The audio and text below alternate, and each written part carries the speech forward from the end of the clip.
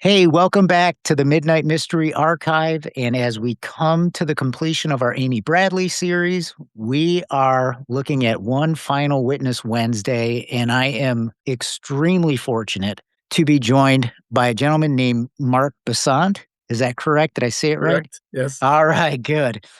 And Mark is actually an investigative journalist. You're originally from the Caribbean area. Can you speak specifically? Is it Trinidad? Yes. I'm from Trinidad and Tobago. I've been in journalism over 30 years, but I've been pursuing investigative journalism for the better part, I would say, of 15 years.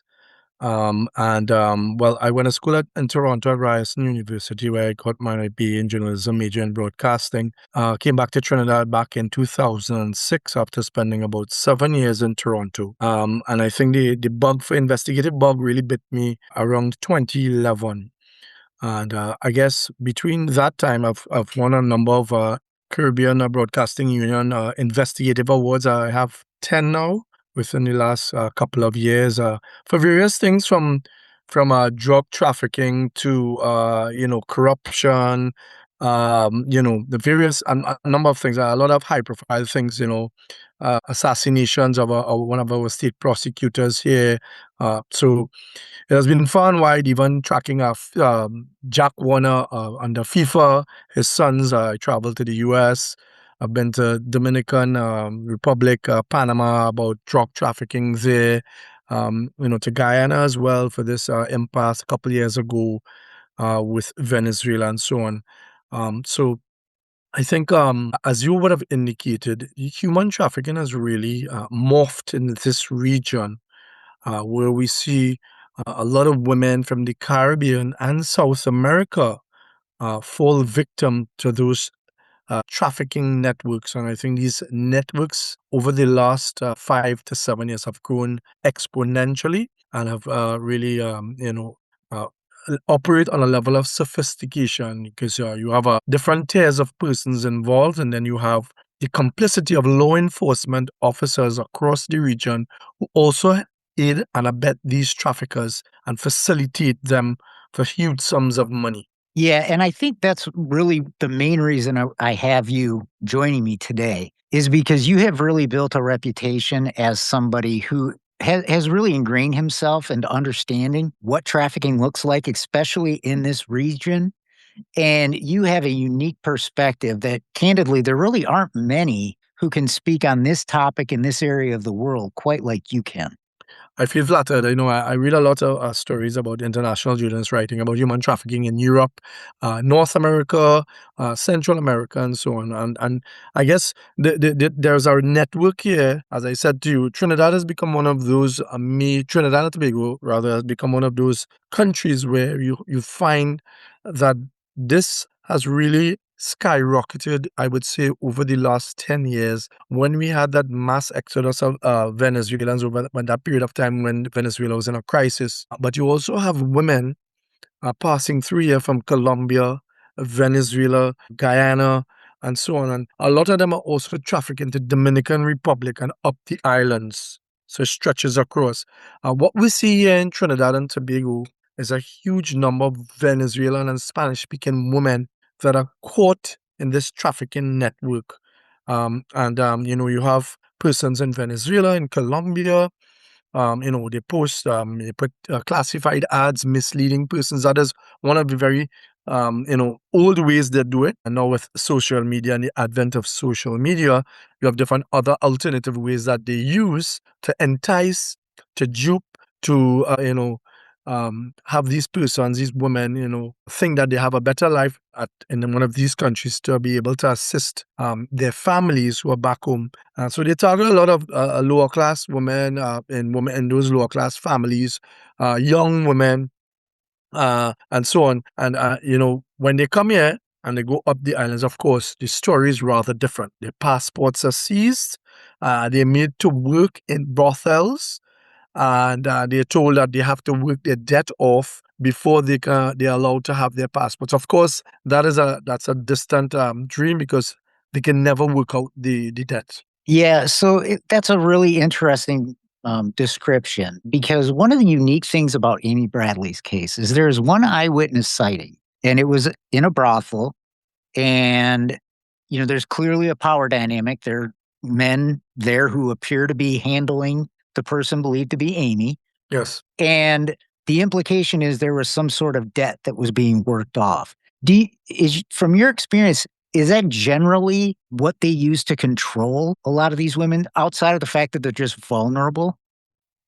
I think that that is one of many different tactics they use. Threats to their families back home if they don't comply, and other kinds of intimidatory tactics are used by these traffickers that have these women trapped in this never-ending world of sex and human trafficking. And sometimes they just give up. And we've had a number of cases here in Trinidad and Tobago just recently, I would say within the last 2 to 3 weeks, because we are under a state of emergency over the last year and a half, without a curfew, of course. We had a raid on our brothel, and I think it was 19 to 20 women were rescued from that hotel in Cunupia in central Trinidad. These women have been performing sexual favors. You have young women even at the age of 16, even 15. And it's really sad. And a lot of them don't even know to speak English very well. And so they're very scared. They're taken and taken to places to, rehabilitate, and there are translators there and so on.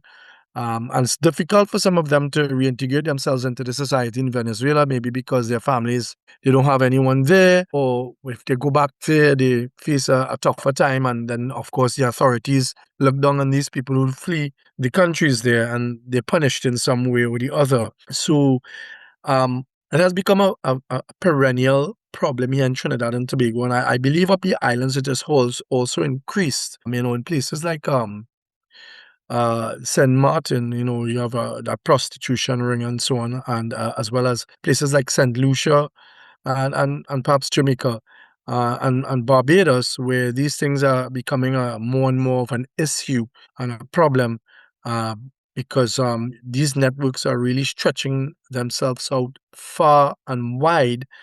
And I guess because of the so-called demand by the upper class, these men who want these young women. As I said, if we look at the traffickers and we look at the it's not it's not one nationality involved. It's a Mhm. number of nationalities that are involved. You have Venezuelans involved, you have Chinese nationals involved, you have Guyanese nationals, you have Trinidadian nationals, and others up the islands, and they help to facilitate the big fish, so to speak. Mhm. But that network of Chinese nationals, a couple years ago, I wrote about, they rescued over 20 something women in upstairs a restaurant in a very busy commercial area of Trinidad and Tobago in downtown Port of Spain, where a lot of people hang out, and it's a popular restaurant. And they found women there performing sexual favors. You also have the advent of drug use. These women are drugged. And what we're seeing over the last 2 to 5 years, it could be a little less, I would say, is that we are seeing a lot more in the introduction of ketamine, drugs that, women are barely able to move around, things that they use for horses and so on. And it's becoming a larger and larger market for ketamine and those other sophisticated drugs that they use with these women, so they're barely able to move. They're helpless, and we are seeing this proliferation of this, for want of a better word, the explosion of those types of drugs being used.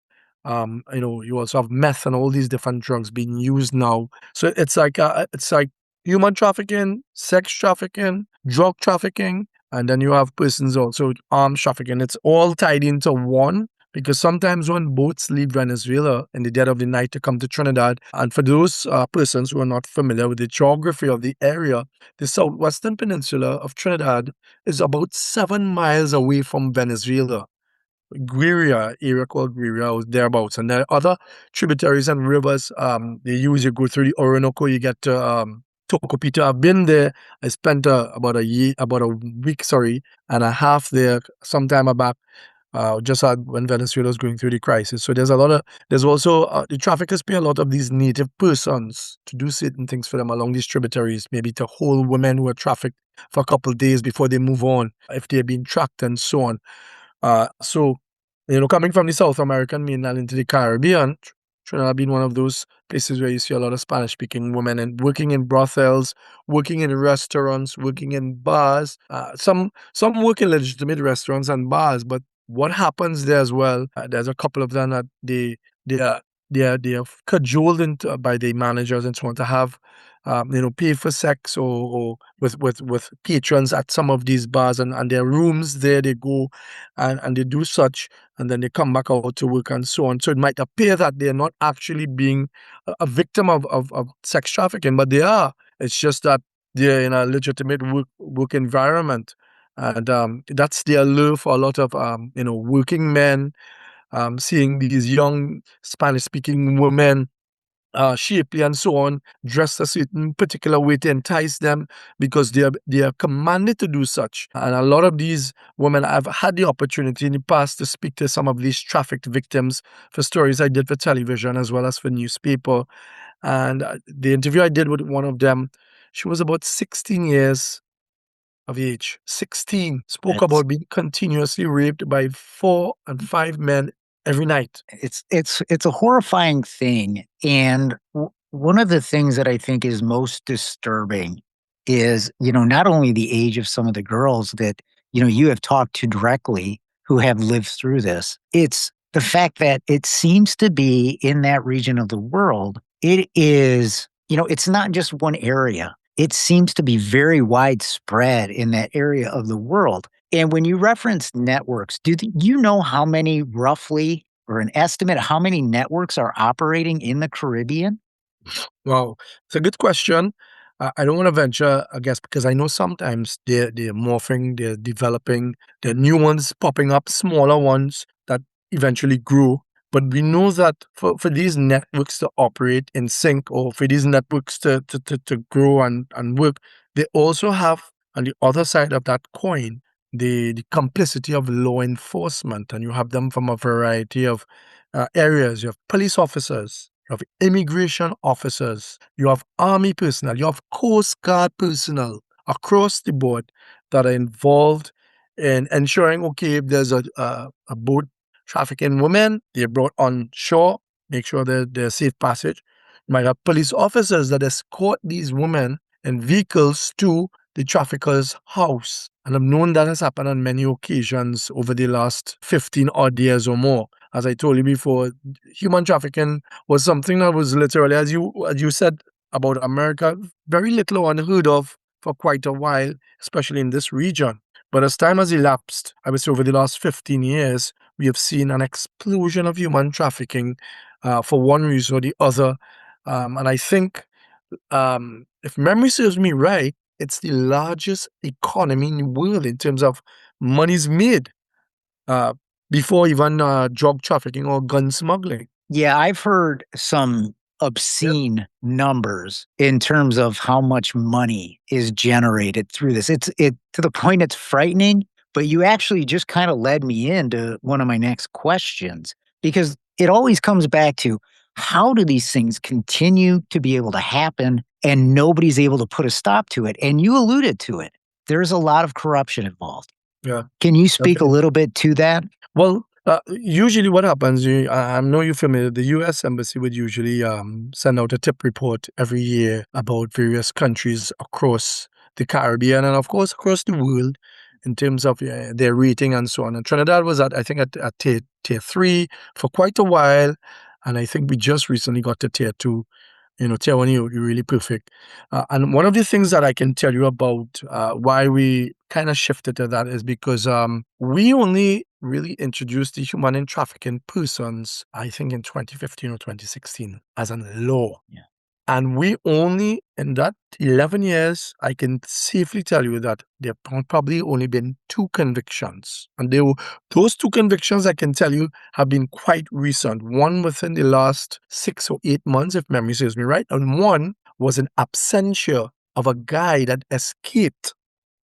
An ankle bracelet was placed on his his leg, right? And he escaped, and they convicted him in absentia. Can you imagine that? Wow. So I think that kind of helped to catapult Trinidad back to tier two. But also in those reports over the last 2 or 3 years, they've also spoken about customs officers, immigration officers, police officers, Coast Guard officers being complicit in this multi-billion-dollar trade. Is it a matter of them making money off of it, or is it a matter of them, I guess, for lack of a better term, benefiting from the services? Is it a blend of both? It's a blend of both. I can tell you, I went undercover to a particular brothel here a couple years ago, right? It's one of those popular brothels. It's now closed down because the owner died. And I went there, and got cameras and so on. I had a couple of guys with me and so on. And there were police officers, even some uniformed police officers walked in, they sat by a bar, they drank alcohol, they conversed with these women. So there is some form, even if they didn't go with them there then and there, I'm sure they would come back after their shift perhaps, and because the boss man know them, they might be able to enjoy the company of that young lady, later on. But these persons who operate the brothels, they pay these police officers to tip them off if there's going to be a raid at their establishment. So if you're in a particular division and you're hearing that your seniors and they're planning to raid that particular establishment, let's say on a Friday night, and you found out Wednesday, you call the brothel owner, he said, hey, police officers are coming to your establishment on Friday night at such and such time. And you now would obviously try to move these women to another location, maybe just have a conduct business as if there's nothing wrong. And then when the police come and they find nothing, you revert and you bring them back the following day and so on. So yes, there's also the issue that some of these law enforcement personnel feel that the monies that they make is not enough. So if they can make, let's just say, on the average, a police officer makes about, I'd say, 12 to 1500 US a month, right? Mm-hmm. And if a trafficker could offer him 3 or 4,000 US dollars to act as a convoy for trafficked women in two vehicles, he will most definitely say yes without a doubt. And that greed stretches across all law enforcement personnel, those that are willing to cross the line, those crooked officers, because they believe that once they establish that kind of relationship with this person or persons, and just think about one officer establishing that kind of relationship with four brothel owners, just saying, and they do transport twice a month from one to the next and so on. You're gonna make upwards of 4, 5, 6, 7, 8, 9,000 US dollars in one sitting in a month or 2 months. I mean, that's a pretty wealthy lifestyle. Yeah, and you see it play out because a lot of them who are supposedly crooked and so on, they buy the best cars, they build big houses, or they purchase huge properties. They wear a lot of gold, or they wear very, very trendy brands that are pretty expensive, like Gucci and Prada and so on.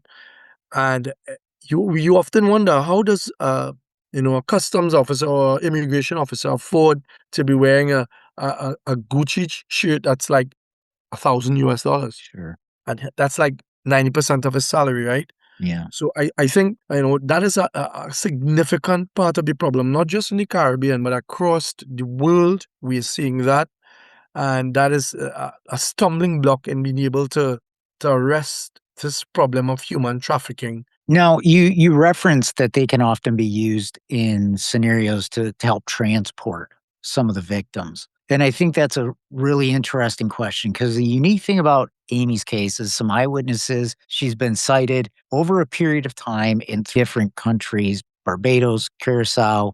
And can you speak a little bit to how that whole process looks?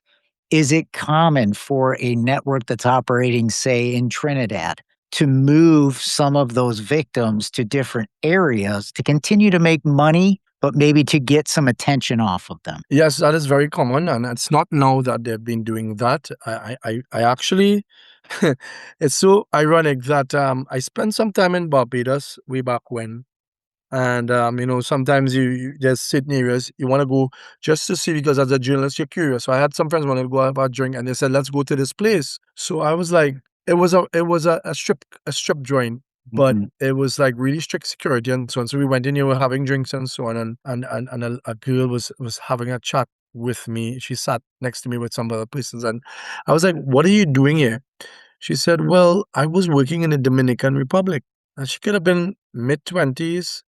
And I said, why did you come to Barbados? She said, well, they brought me in. I was like, who are they? She said, well, the people that had me in Dominican now have me in Barbados. And I think that spoke volumes to me. And I think I know of a number of persons who were in Trinidad and they ended up in Dominican or of the islands.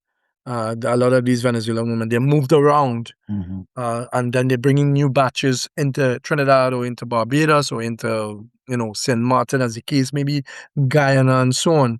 So some of these traffickers, they're really smart, because they know if they're persons looking for persons, and they get us sniffed, because of course sometimes they get tips from the law enforcement officers that they're paying off. So they're able to say, hey, I'm looking for Amy in Barbados. We understand she's been there. They're going to whisk her away to another country almost immediately. And they have very, very deep connections, even perhaps some at even government level in some of these countries. And that's the reality that we have to face. And it's always difficult to expose that, because we have an issue here. We had, rather, there were accusations made by the now opposition, considering a political figure here that allegedly has been involved in human trafficking. And ironically, that person is now a minister. Now, the allegations might be true, but he has never been charged with anything. But And unlikely now, being in the position he's in, that he'll ever see there you charges. go. But there have been people who have seen him, who have told stories about him still operating in a circle where he's surrounded by he carries out a lot of young Venezuelan women to places. So you gotta ask the questions, you beg the question as, you know, are you now, because you're a government official, you are untouchable? And I think that is where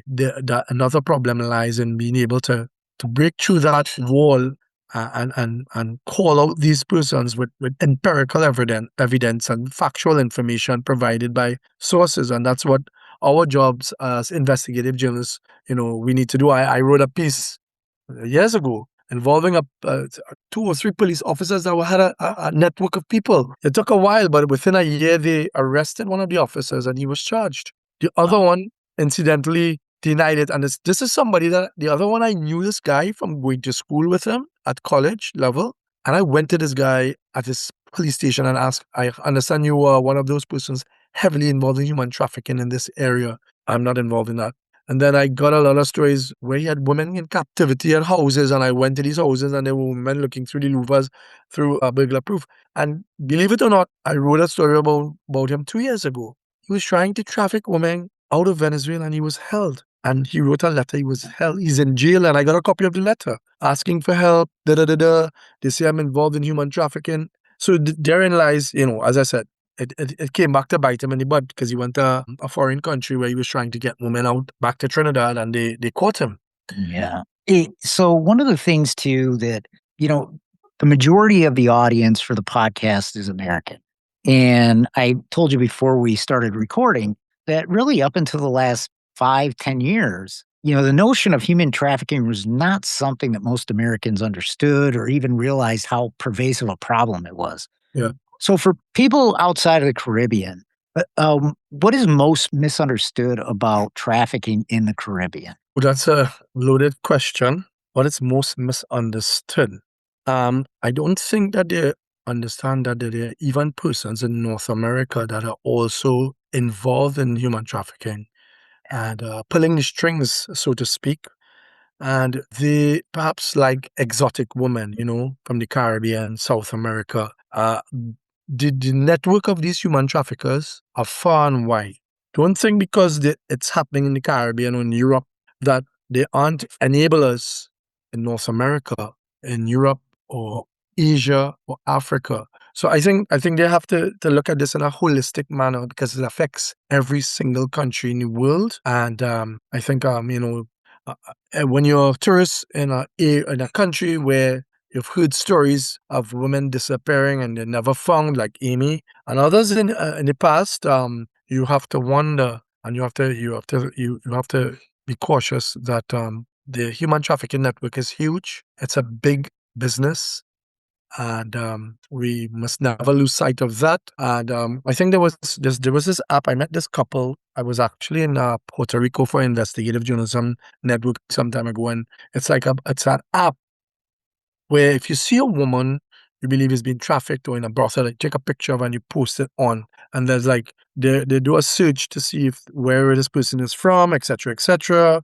And it's quite a handy app. I can't remember the name of it. It was on my old phone, but the couple invented it, and I think they were actually from the US, if memory serves me right, or the United Kingdom. And it has been quite effective because what it tends to do as well is that anywhere in the world it works. All you got to do is take a picture or video, and then it uploads into the system, and literally somebody can get back to you. Law enforcement is notified in whatever jurisdictions, and they can take a look if it's in Africa or let's say in South Africa. And this person was missing from Trinidad 5 years ago, without a trace, things like that. So I think, and with the advent of social media now, things at the blink of an eye is across the world, you know? There are newer tools that are being developed to try to help combat it because you got to remember, because of how big it is, the bigger the problem, the bigger the solution has to be, right? So we can't just rely on law enforcement to fix the problem because, you can speak directly to it. In that region, they are part of the problem, right? So it's kind of an all hands on deck type of a problem that we all have to be engaged to try to solve. We're running up on time, but I wanted to ask you one other question. Sure. So, in some of my reading, for people to understand what you do as an investigative journalist, I read, and can you correct me if I'm wrong, that because of some of the work you did, you were actually targeted. Is that correct? Yeah, in 2014, I did a piece. This was a big story. A state prosecutor was gunned down in Trinidad. It was so vivid in my mind because I was actually at the movies and it happened 5 minutes away from where I was. But I drove off past, well, not directly where she was shot, but that when I got home, the shooting had happened like 30 minutes after I got home. So basically, I spoke to a number of sources and I was able to piece together what really happened. And what I did, I started to call out. Um, I wrote the stories about who was involved, but I didn't put their names, I put their initials. And of course, there was chatter inside of the prisons that they were trying to target me. They had police officers as well as persons working for them following me around where I worked and so on. And there was some chatter that they picked up on prison phones, and I had somebody very high up in national intelligence or national security came and he saw my CEO, and he recommended that I leave the country for a undefined period of time. So they literally booked two flights to two locations, and I went there. I spent the better part of, I don't know, 2 months, when virtually nobody knew me, but my company made sure that if I needed anything, money, whatever, I was under an assumed name, living in a hotel, made myself very, low profile. Came back to Trinidad. I briefly stayed for 2 days because I was going to Brazil for the World Cup. And it was the first time in my life, or I think for many people, that when I got out of the plane, instead of going through the normal passenger area, I had officials escort me through the back of the airport, and there was a car waiting for me.